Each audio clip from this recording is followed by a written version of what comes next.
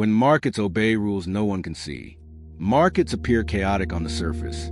Prices jump, volatility surges, panic spreads. But beneath that noise, something else is at work.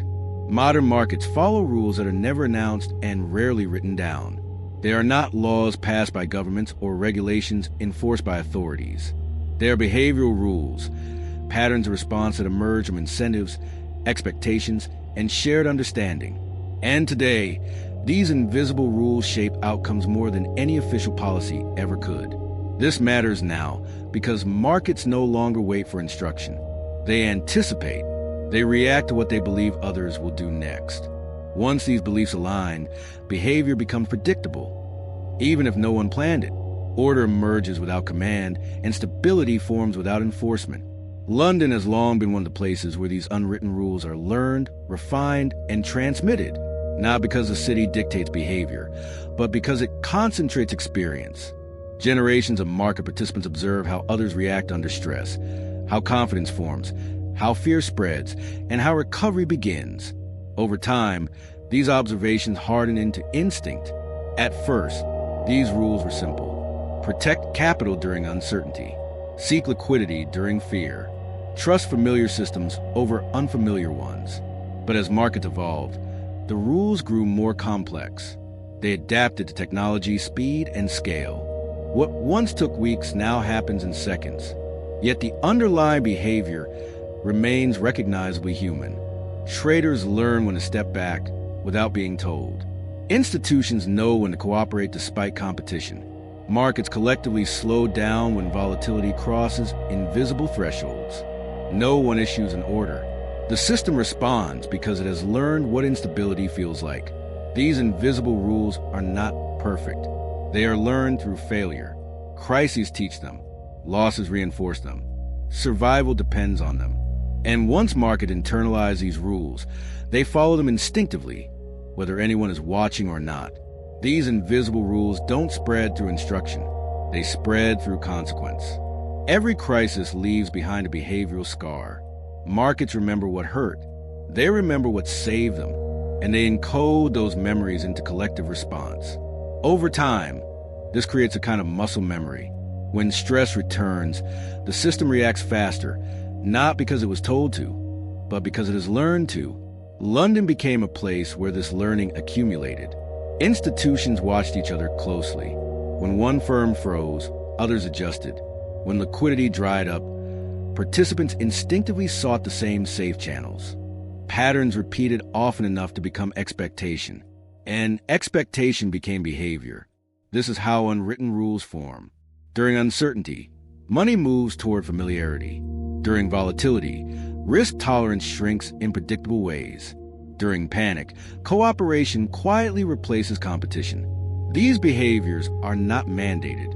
They are inferred. The market senses when thresholds have been crossed, even if no one can point to the exact moment it happened. Technology amplified these instincts. Algorithms learned from human behavior. Models encoded past reactions. Systems began responding to patterns long before people could articulate them. The market became a hybrid intelligence, part human, part machine, following rules neither side fully controlled. But this created fragility, because invisible rules work only as long as everyone believes they exist. If participants begin doubting them, behavior shifts abruptly. Liquidity vanishes faster. Cooperation weakens. Panic accelerates. The same rules that once stabilized markets can, under new conditions, fail without warning. Inside the city, this risk is understood. That's why experienced institutions watch behavior as closely as prices. They look for hesitation, for changes in tone, for deviations from the expected response. These signals reveal when invisible rules are holding, and when they are about to break. Intervention rarely takes the form of command. It takes the form of reassurance, a carefully timed action, a familiar process activated, a signal that the old rules still apply.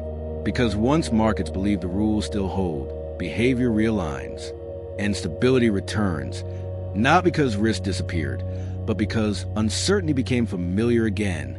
The conflict begins when the rules stop feeling reliable. Every unwritten system eventually faces a moment when past behavior no longer predicts future outcomes. Markets evolve, technology accelerates, participants change, and suddenly, the instincts that once protected stability begin misfiring. The rules are still there, but the environment has shifted around them. London encounters this tension first because it sits where experience accumulates fastest. When old patterns fail, the city feels it immediately. Liquidity behaves differently. Correlations break. Cooperation hesitates. The subtle signals that once guided behavior lose clarity. Markets begin reacting too quickly or not at all. This is the danger zone. When invisible rules weaken, participants stop trusting instinct and start protecting themselves aggressively. Risk is reduced simultaneously. Liquidity evaporates. Everyone waits for someone else to move first.